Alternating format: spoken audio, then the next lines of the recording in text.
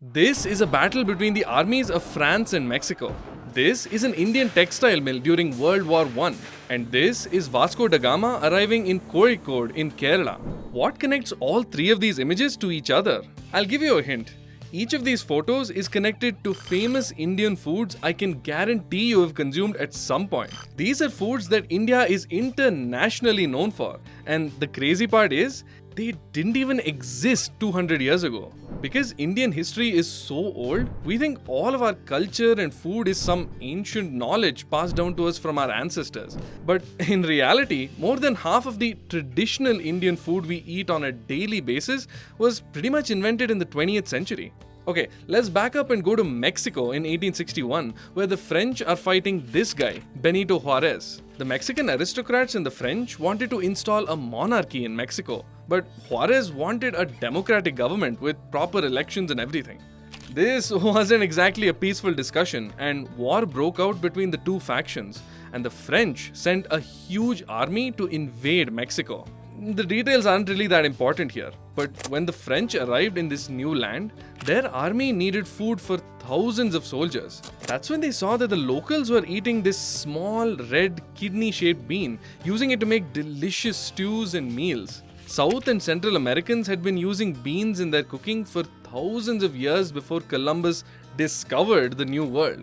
But for the French, they were seeing these beans for the first time. And they were kind of perfect. The beans were dry and easy to transport without getting spoiled, and easy to cook with. Exactly what they'd need for a large army on the move. When the French were done with their invasion, they decided that one of the things they should take back were those delicious beans. I'm sure you've guessed by now that these were kidney beans, the primary ingredient in North India's most popular comfort food, rajma. Yep, that's not a joke. Maybe you thought your grandma's delicious rajma chawal was some old recipe passed down from generation to generation, but in reality, it was probably more like 3 generations. Because farmers only really started to grow rajma as a food crop in the early 20th century. Oh, but here's something that'll really mess with you. The first Indians that started growing rajma were Tamilians. You see, back in France, the kidney bean had become quite popular and was used in dishes like the cassoulet, an aromatic stew made with lamb and beans. So the French thought, why not take this to that new colony we've set up in India? So in the late 19th century, French merchant galleons were sailing up to the coast of Pondicherry, carrying crates full of kidney beans to plant in this new tropical soil.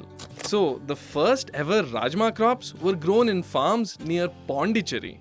Of course, the kidney bean really took off once it was introduced to North India, where the cooler, hilly climate was much more similar to that of Mexico, allowing rajma to grow abundantly. Eventually, rajma became a staple of every North Indian household, be it in Punjab, Kashmir, Himachal, or Uttarakhand. Okay, but when you make rajma, what do you eat with it? Probably rice or roti. Now, rajma may be recent, but rice and wheat have been around for thousands of years because that's what even the first Indians were eating. Right? Actually, it's kinda complicated. Because yes, rice and wheat absolutely have been eaten in India for millennia, but never this much. Indians today get anywhere between 50 to 70% of their daily calories just from rice and wheat. For reference, the recommended number is more like 30%. We eat way too much empty carbs through rice and wheat, which is also why we have the highest number of diabetics in the world. You can watch my video on India's diabetes crisis after this, link below the like button. The crazy part is, less than 200 years ago, we were not this dependent on just 2 grains. India had an all-you-can-eat buffet of grains and millets, each one adapted to different parts of the country. Ragi in Karnataka and Tamil Nadu, Bajra in Rajasthan and Gujarat, Sanwa in UP and Bihar, barley in Punjab. And these were amazing because unlike wheat and especially rice, millets didn't need nearly as much water to grow. So even during droughts, Indian farmers could still rely on these hardy crops to grow food. They also have a lower glycemic index, making them overall healthier than whole grains. So what changed? It shouldn't surprise you that the British had a hand in this. In the 19th century, the expanding British Empire was having a serious trade deficit problem. Their 2 biggest imports were textiles from India and tea from China.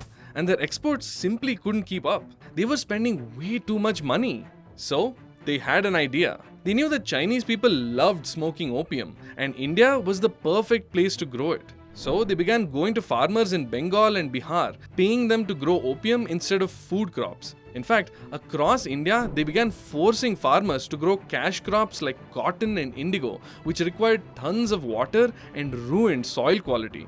Most importantly, the British incentivized farmers to grow rice and wheat, which they could use to cheaply feed their other colonies in Sri Lanka and Malaysia.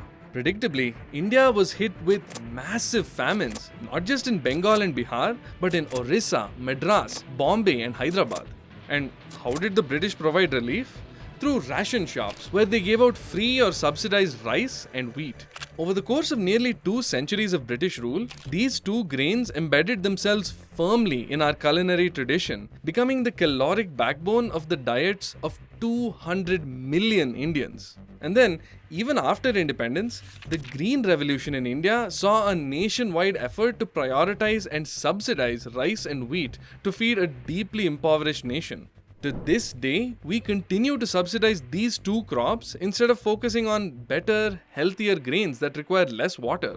For better or worse, India is the world's second largest producer and consumer of both wheat and rice, only surpassed by China. China. Wait, what actually happened to all that tea China was selling to Britain in exchange for Indian opium? Oh, right. The British stole China's tea secrets and began growing tea in Indian plantations. Now, you probably knew that tea was introduced to India by the British, but here's the thing. At first, Indians did not like tea. I know that's hard to believe, but it's true. Despite being the land of spices and sugarcane, Indians historically didn't drink any daily beverages besides water and sometimes buttermilk. Even coffee wasn't popular outside the Muslim upper class until the 20th century. So when the British began growing tea in India and Sri Lanka, they were mainly selling it to themselves. The tea craze in Britain was out of control. British tea companies began marketing Indian tea as the hot new thing, packaging it in luxurious containers, calling it British-grown Empire tea, publicizing it in newspapers, exhibitions, radio, cinema. They hosted tea parties and fundraisers, marketing tea specifically to women as a fashionable new beverage. But in 1900, Britain was a small island of just 3.7 crore people, ruling over a colony of nearly 24 crore Indians. Just like India today is a huge potential market for Western consumer goods, there was an insane commercial opportunity here, but only if the British could effectively market the product to Indians. And what they did completely revolutionized the way Indians spent their leisure time. It began with the Indian Tea Association going to grocery shops and convincing them to keep a few packets of inexpensive tea in stock. They had delivery boys bring liquid tea to offices so employees could get used to the idea of drinking tea. But the big push really happened during World War I, when the association trained vendors in the proper way to make English tea and serve it to workers toiling away at factories and textile mills. This is where the concept of a midday tea break was born. By now, you could see tea sellers on platforms at every major train station in India, calling out, "Chai, garam garam chai." But not everything went according to plan for the British. You see, they wanted tea to be made the English way. Tea leaves delicately boiled to bring out the color, then a few drops of milk and a teaspoon of sugar. But Indians don't exactly have a subtle palate. We wanted more milk, more sugar. We even started adding spices like cardamom and ginger. This was also partly because the tea sold to Indians was pretty low quality, so it actually needed some flavor enhancement. The British hated this because it meant that less tea leaves would be used to make this chai, which means they sold less tea. But as they say, the customer is always right. And even the uptight British couldn't keep Indians away from the spicy sweet concoction that became the modern phenomenon of masala chai.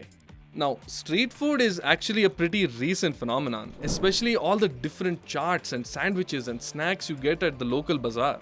So it won't come as a surprise to you that the pav bhaji isn't some traditional Indian snack. But what will surprise you is that this iconic Mumbai street food can actually be connected to Abraham Lincoln becoming the US president.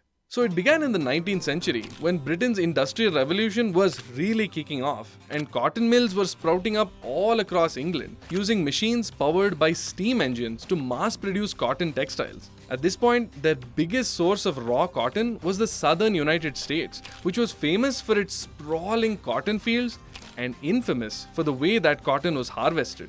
Slavery. In 1863, 2 years after being elected President of the United States, Abraham Lincoln abolished slavery in the Confederate States, which kicked off the US Civil War. Lincoln realized that the most effective way of crippling the Confederate States would be to cut off their cash supply, rendering them unable to pay their troops or purchase weapons. He sent the US Navy to blockade key Confederate ports at cities like New Orleans, preventing them from selling their most prized export, cotton. While the Confederate ships were boxed in, English cotton mills were in full-on panic mode. They had all these expensive mechanized looms just sitting there, while their cotton supply had dried up overnight. Every day that the Americans were unable to export cotton, the English mills were losing money. So the British textile companies rerouted their supply lines from the US to India, where cotton suddenly became a highly sought-after product. Merchants in Bombay were swamped with orders and rushed to meet the demand, filling up warehouses with massive bales of cotton 20 feet high, ready to be loaded onto cargo ships. Around this time, a brand new technological innovation had recently made its way to India, the telegraph. Now, mills in England had a direct and rapid line of communication to cotton merchants in Bombay, allowing them to send orders and instructions in real time. Given the differences in time zone between India and Britain, Bombay traders were forced to stay up late into the night to process orders and manage inventory, which meant that they couldn't carry home cooked lunch or rely on restaurants being open.